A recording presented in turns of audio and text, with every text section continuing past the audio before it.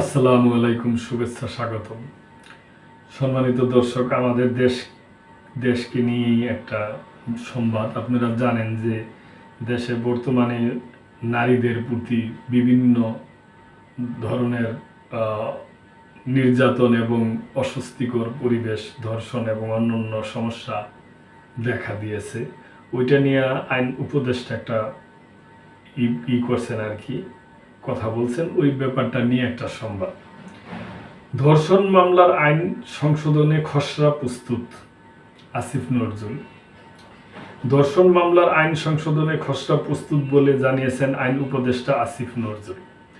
তিনি বলছেন, 2-1 দিনের মধ্যে খসড়ার কাজ শেষ করে চূড়ান্ত অনুমোদনের জন্য উপস্থাপন করা হবে। আজ বুধবার সচিবালয়ে সাংবাদিকদের এ তথ্য জানান উপদেষ্টা। এর আগে সচিবালয়ে ধর্ষণ বিরোধী মঞ্চের নেত্রীদের সঙ্গে বৈঠক করেন আইন উপদেষ্টা আসিফ নজরুল। মঞ্চের 25 জনের একটি প্রতিনিধি দল বৈঠকে উপস্থিত ছিল। নারী ও শিশু নির্যাতন দমন আইন সংশোধনে সরকারের পদক্ষেপের বিষয়ে ধর্ষণ বিরোধী মঞ্চের নেত্রীদের জানানো হয়েছে। জানিয়ে আইন উপদেষ্টা বলেন, আমরা গত পরশু এবং গতকাল সংশ্লিষ্ট সবাইকে নিয়ে পরামর্শ সভা করেছি। আমরা একটা খসড়া সংশোধিত নারী ও শিশু নির্যাতন দমন আইন করেছি। সেটি আজ আমরা সার্কুলেট করছি কিছু স্টেক হোল্ডারদের কাছে। যত দ্রুত সম্ভব আমরা আইনটি কঠোর করার চেষ্টা করব। ধর্ষণের মামলার বিচার যাতে শুধু দ্রুত না বিচারটা যাতে নিশ্চিত হয় এবং যথাযথ হয়, আমি এগুলো তাদের বলেছি। বৈঠক শেষে ধর্ষণ বিরোধী মঞ্চের প্রতিনিধিরা বলেন, আমরা মনে করি 5টি দাবি যথাযথভাবে বাস্তবায়ন করলে ধর্ষণের ঘটনা কমে আসবে। মাগুরার ঘটনার বিচার প্রক্রিয়া পর্যবেক্ষণে রাখা হবে। 1.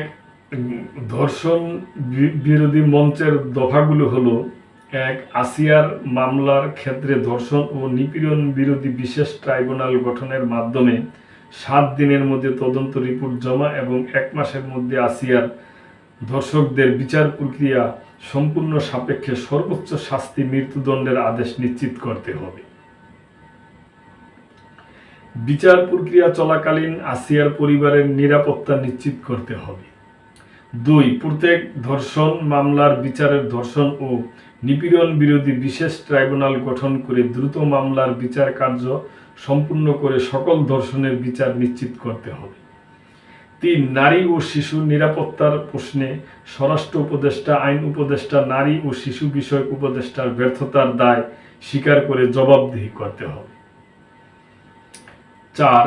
সকল শিক্ষা প্রতিষ্ঠান ও কর্মক্ষেত্রে নারী ও শিশু নিপীড়ন বিরোধী সেল গঠন ও সেলের কার্যকারিতা নিশ্চিত করতে হবে।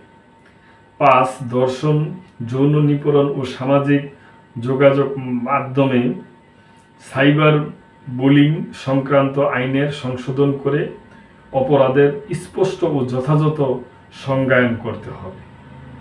তো দর্শক, আমরা মনে করি ওনারা যে 5টাই দিছে, খারাপ না, এগুলো ঠিকই আছে। এগুলো যদি গভর্নমেন্ট বাস্তবায়ন করতে পারে তাহলে আশা করি যে অবশ্যই কমে আসবো। এবং এগুলা আমরা চাই না। আমরা আশা করি যে সামনে পরিস্থিতি আরো উন্নতি হবে এবং আমরা মানুষের মধ্যে বিবেক বুদ্ধি ফিরে আসবো যারা এই সমস্ত কাজে জড়িত থাকি। তো দর্শক, আজকে এই পর্যন্তই। ভালো থাকবেন, সাবস্ক্রাইব করে চ্যানেলটির পাশেই থাকবেন। আল্লাহ হাফেজ।